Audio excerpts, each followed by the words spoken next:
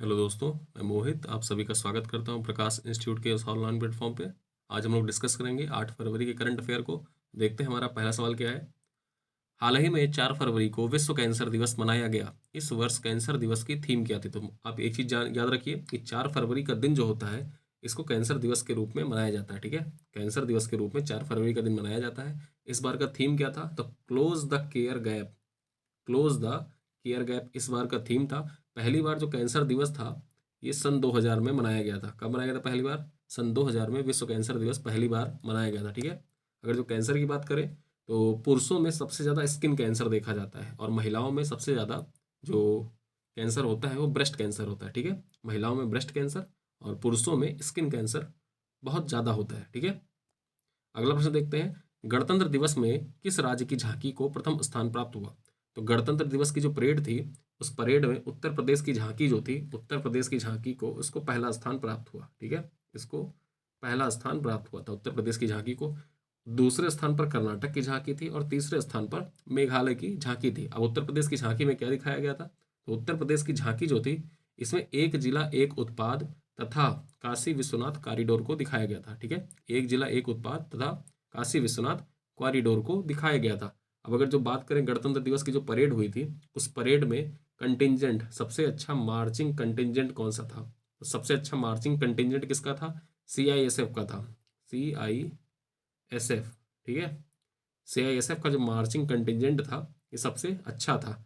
और एक चीज़ आप याद रखिए, जाने रहिए कि जो इस बार की परेड थी ना, परेड में टोटल 21 झांकियाँ निकली थी। ठीक है, 21 झांकियाँ जो निकली थी उनमें से 12 झांकियाँ तो राज्यों की थी और 9 झांकियाँ जो थी वो विभागों और मंत्रालयों की थी।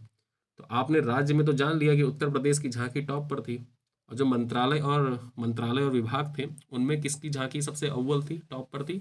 तो मंत्रालयों में जो झांकी सबसे अव्वल थी, एक तो शिक्षा मंत्रालय की झांकी। ठीक है, शिक्षा मंत्रालय की झांकी जिसमें नई शिक्षा नीति को दर्शाया गया था, और दूसरा था नागरिक उड्डयन मंत्रालय की झांकी जिसमें उड़ान योजना को, जो उड़े देश का आम नागरिक योजना जो लॉन्च की गई थी उसको दर्शाया गया था। तो ये दोनों संयुक्त रूप से नंबर 1 थे। ठीक है, संयुक्त रूप से नंबर 1 थे। ठीक, उसके बाद में उत्तर प्रदेश की बात आई है तो उत्तर प्रदेश से जान लीजिए कि यूपी में अभी हाल ही में, यूपी के गाजियाबाद में, ठीक, गाजियाबाद में यूपी के भारत का पहला केवीआईसी के द्वारा mobile honey processing van launch किया गया है। ठीक है, किसके द्वारा?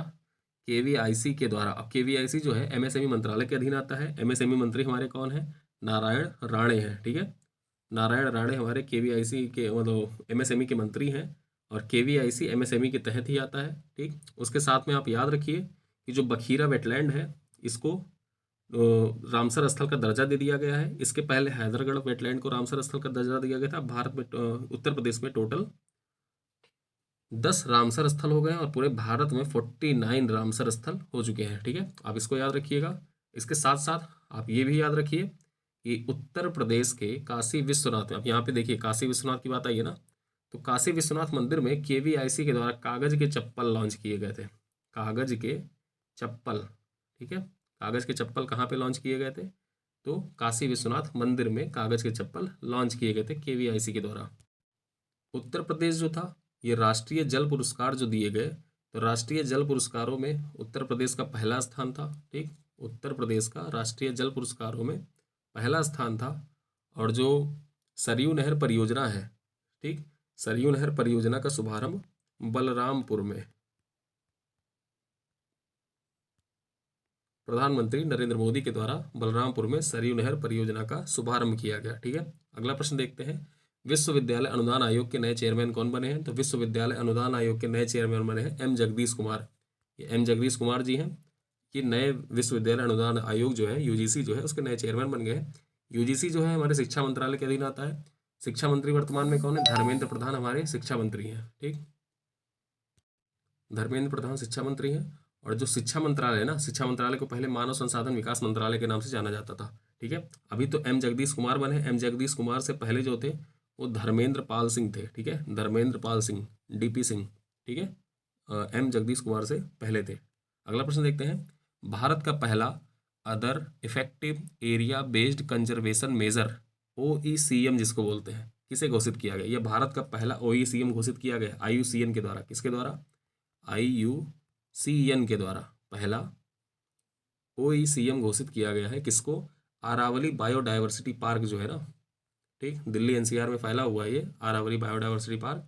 इसको भारत का पहला OECM घोषित किया गया है। आप याद रखिए, परीक्षा में बहुत ही महत्वपूर्ण प्रश्न है। ये परीक्षा में पूछा जाएगा कि भारत का पहला, जहाँ भी लिख के है ना भारत का पहला, तो वो समझ लीजिए कि परीक्षा के लिए बहुत महत्वपूर्ण हो गया। तो IUCN के द्वारा भारत का पहला OECM, अब OECM को फुल फॉर्म लिखा हुआ है, आप देख लीजिए, other effective area based conservation measures, ठीक है। तो इसको अरावली बायोडायवर्सिटी पार्क जो है दिल्ली NCR में, अब अरावली का नाम आया तो ये मत सोचिएगा कि अरावली है तो राजस्थान में होगा, ठीक है, राजस्थान में नहीं। अरावली का जो विस्तार है वो 4 राज्यों में, गुजरात में है, राजस्थान में, थोड़ा सा हरियाणा में और थोड़ा सा दिल्ली में, इतना अरावली का विस्तार है। अरावली जो है पृथ्वी की प्राचीनतम वलित पर्वत है, ठीक है, अरावली पृथ्वी की प्राचीनतम वलित पर्वत है, ठीक। अब ये स्टेटस किसके द्वारा दिया गया? मैंने बताया ना, IUCN के द्वारा। IUCN का मुख्यालय कहाँ पे है? ग्लांड, स्विट्जरलैंड में, ठीक, ग्लांड स्विट्जरलैंड में IUCN का मुख्यालय है। और अरावली बायोडायवर्सिटी पार्क है ना, इसका एक उपनाम भी है, इसको दिल्ली का फेफड़ा कहा जाता है, ठीक है, इसको दिल्ली का फेफड़ा कहा जाता है। अरावली बायोडायवर्सिटी पार्क को दिल्ली का फेफड़ा भी कहा जाता है, ठीक है। अगला प्रश्न देखते हैं। क्राइसिल की रिपोर्ट के अनुसार भारत की GDP ग्रोथ 2022-23 में कितने प्रतिशत रहने का अनुमान है? तो जो क्राइसिल की रिपोर्ट है इसके अनुसार भारत की GDP जो है वो 7.8% रहेगी। 2022-23 का जो वित्तीय वर्ष होगा उसमें 7.8% रहेगा, ठीक है।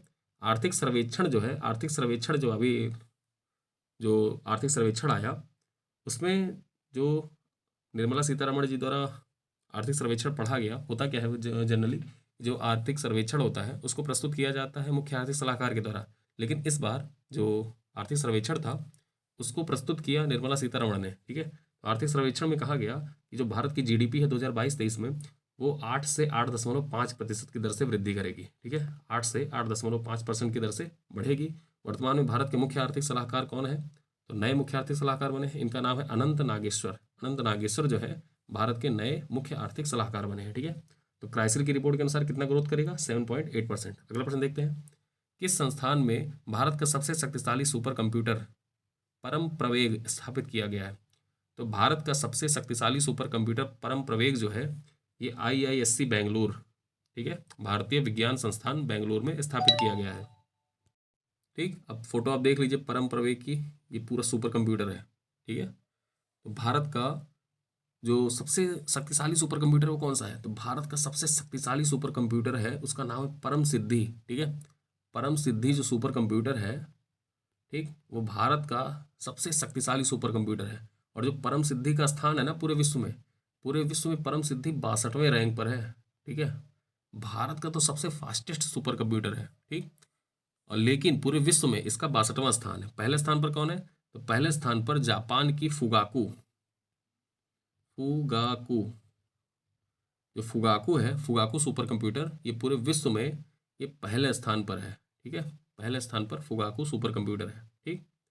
अगला प्रश्न देखते हैं क्या है।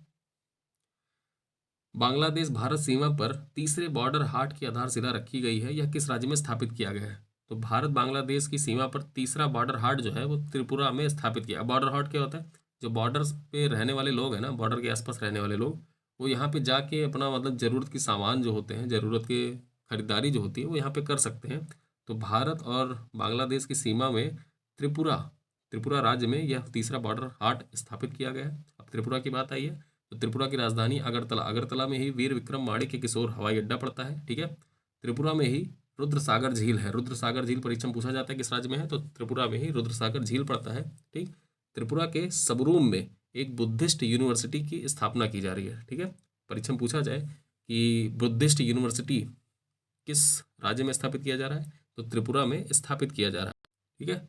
और बांग्लादेश की बात आई है तो बांग्लादेश से आप जान लीजिए कि बांग्लादेश की जैसे बात आई है तो त्रिपुरा और बांग्लादेश, जो त्रिपुरा है ना, त्रिपुरा और बांग्लादेश के बीच में फेनी नदी पर एक पुल बनाया जा रहा है जिसे मैत्री सेतु के नाम से जाना जाता है। मैत्री सेतु के नाम से जाना जाएगा त्रिपुरा और बांग्लादेश को, ये आपस में जोड़ेगा। किस नदी पर यह पुल बनेगा? मैत्री सेतु ये फेनी नदी पर बनेगा, ठीक है, फेनी नदी पर यह पुल बनेगा। अगला प्रश्न देखते हैं। पुनौरा धाम रामायण सर्किट में शामिल किया जाएगा, यह धाम किस राज्य में स्थित है? तो जो पुनौरा धाम है ये बिहार के सीतामढ़ी में स्थित है। ये देखिए फोटो बना हुआ है, फोटो हम इसीलिए लगा देते हैं ताकि आप लोग इसको देखें और थोड़ा माइंड में रहेगा कि हाँ क्या है कैसे है। ठीक है, तो पुनौरा धाम का माना जाता है कि जो पुनौरा धाम है ये माता जानकी की जन्मस्थली है। माता जानकी की जो सीता माता थी उनकी जन्मस्थली मानी जाती है कि माँ जानकी का ये जन्मस्थली है। ठीक है, तो इसको अब रामायण सर्किट से जोड़ दिया जाएगा। जो रामायण से रिलेटेड प्रमुख स्थल है ना उनको जोड़ने के लिए रामायण सर्किट लॉन्च किया गया था। तो रामायण सर्किट से अब पुनौरा धाम को भी जोड़ दिया जाएगा। अब बिहार की बात आई है तो बिहार से रिलेटेड सवाल आप जाने रहिए कि पूर्णिया जो है, बिहार का पूर्णिया जिला, ठीक, हर पंचायत में लाइब्रेरी स्थापित करने वाला भारत का पहला जिला बन गया है। इसने हर पंचायत में, जो पूर्णिया जिला है ना, ठीक है, बिहार का जो पूर्णिया जिला है, इसने हर पंचायत में एक लाइब्रेरी स्थापित कर दी है। ऐसा करने वाला ये भारत का पहला जिला बन गया है। ठीक, नालंदा में खेल विश्वविद्यालय की स्थापना की जा रही है। खेल विश्वविद्यालय खोला जाएगा नालंदा में। ठीक है, खेल विश्वविद्यालय खोला जाएगा नालंदा में। ठीक, और भागलपुर की जो मंजूषा चित्रकला है ना, भागलपुर की मंजूषा चित्रकला, भागलपुर की मंजूषा चित्रकला जो है उसको जीआई टैग दिया गया है। अभी हाल ही में भागलपुर की मंजूषा चित्रकला है उसको जीआई टैग दिया गया है। और कैमूर वन्यजीव अभ्यारण्य है, इसको बाघ अभ्यारण्य का दर्जा देने की घोषणा की गई है। ठीक, बिहार में अभी तक सिर्फ एक बाघ अभ्यारण्य था, वाल्मीकि बाघ अभ्यारण्य टाइगर रिजर्व, लेकिन अब जो वन्यजीव अभ्यारण्य कैमूर था उसको भी बाघ अभ्यारण्य का दर्जा मतलब देने की घोषणा की गई है। अगर जो कैमूर वन्यजीव अभ्यारण्य जो है इसका बाघ अभ्यारण्य का दर्जा दे दिया जाता है तो ये दूसरा बिहार का दूसरा बाघ अभ्यारण्य बन जाएगा। ठीक, अगला प्रश्न देखते हैं। 2021 में भारत के शीर्ष व्यापारिक देश कौन सा था? तो आप फोटो देख के ही समझ गए होंगे कि 2021 में भारत का शीर्ष व्यापारिक साझेदार कौन सा था। ये परीक्षा में पूछा जाता है। बीपीएससी की परीक्षा में लास्ट ईयर पूछा गया था कि किस देश के साथ भारत का व्यापार सर्वाधिक होता है। ठीक है, और शायद उसमें पूछा था कि बीपीएससी में पूछा था 66 में कि किस देश में भारत के सबसे ज़्यादा प्रवासी रहते हैं। तो ऐसे प्रश्न पूछे जाते हैं परीक्षाओं में। तब याद रखिएगा कि भारत का शीर्ष व्यापारिक साझेदार कौन है।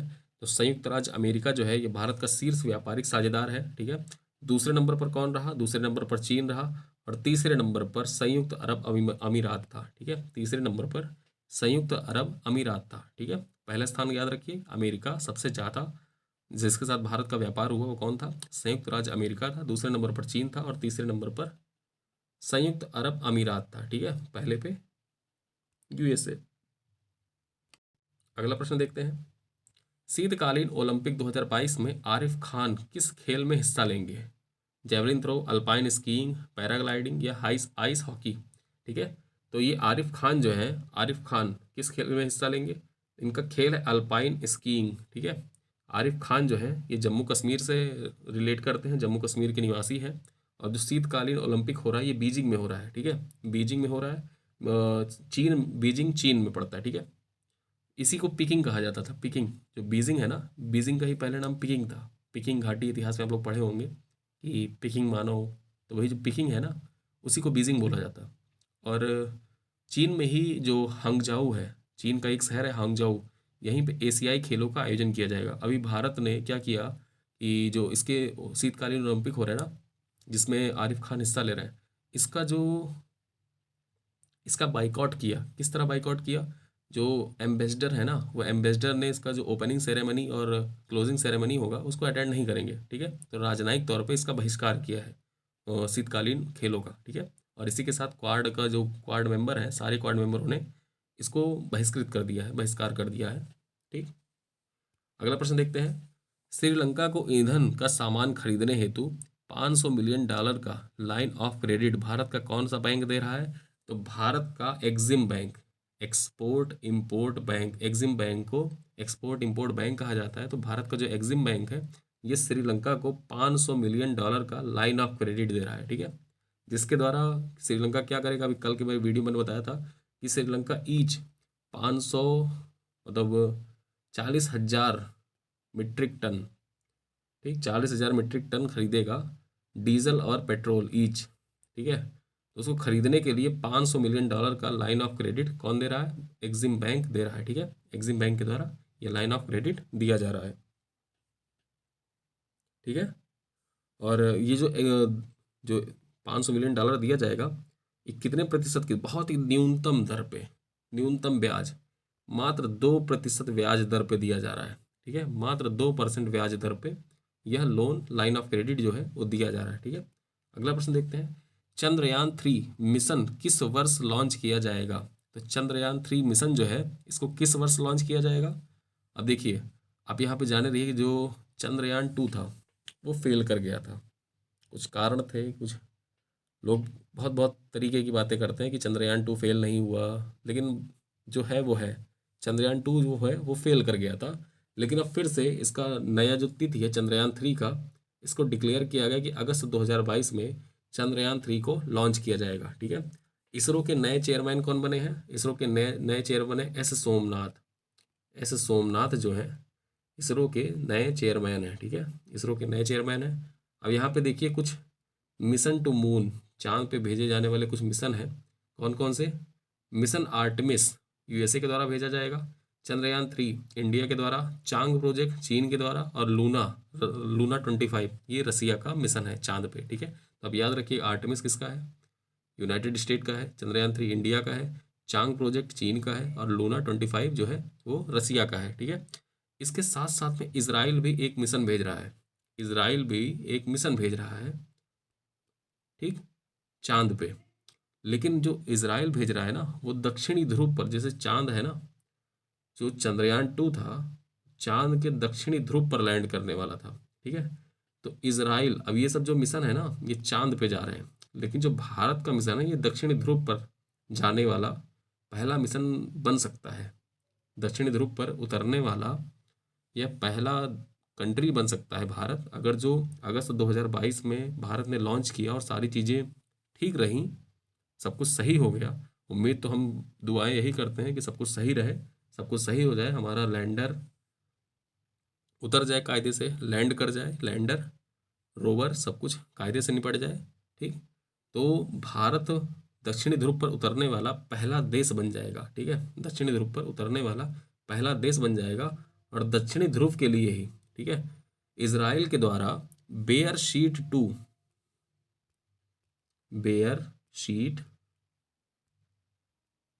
2 मिशन लॉन्च किया जा रहा है। बेयर शीट 2, इसका बेयर शीट 1 जो मिशन था, जैसे भारत का चंद्रयान 2 फेल हो गया था, वैसे ही इसराइल का बेयर शीट 1 फेल हो गया था।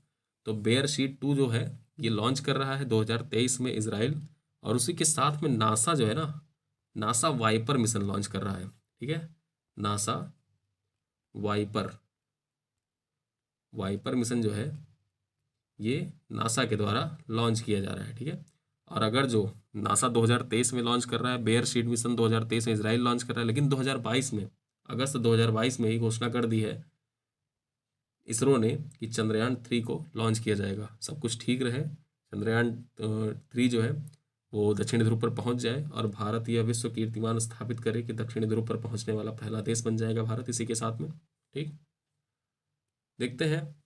और इसी के साथ हम लोगों का ये जो करंट अफेयर का वीडियो है 8 फरवरी का ये समाप्त होता है। ठीक, वीडियो कैसा लगा आप लोग अपना फीडबैक दीजिएगा, और क्वालिटी वीडियो की कैसी है ये भी आप लोग कमेंट बॉक्स में ज़रूर बताइएगा। वीडियो को लाइक ज़रूर किया कीजिए, और अपने दोस्तों के साथ ये शेयर नहीं कर सकते तो कम से कम आप कमेंट ज़रूर किया करिए। लेकिन वीडियो को यदि आप देख रहे हैं तो वीडियो को लाइक ज़रूर से ज़रूर करिए, क्योंकि आप वीडियो को एक लाइक करते हैं ना तो इससे वीडियो का रीच बढ़ता है। जिन लोगों ने सब्सक्राइब कर रखा है उन तक ये वीडियो पहुँच जाएगा। कम से कम हम ये नहीं कह रहे कि आप वीडियो को शेयर करो सब जगह दोस्तों के साथ, मैं ये नहीं कहूँगा। बस यदि आपको वीडियो कुछ पसंद आया हो, कुछ इन्फॉर्मेटिव लगा हो आपको कि हाँ इन्फॉर्मेशन हमको कुछ मिली है, कुछ अच्छा सीखने को मिल रहा है, तो सिर्फ वीडियो को लाइक करना। लाइक करोगे तो वीडियो का जो रीच है ना वो चैनल के सभी लोग जिन लोगों ने सब्सक्राइब कर रखा है वहाँ तक वीडियो पहुँच जाएगा। और जो सब लोगों तक पहुँच रहा है, कुछ कुछ धीरे धीरे लोग फ़ायदा उठा रहे हैं वीडियो का, तो हमारे लिए बहुत अच्छी बात होगी। हम रात में बैठ के वीडियो शूट कर रहे हैं, इसको रिकॉर्ड कर रहे हैं, रात के 2:30 बजने के करीब है।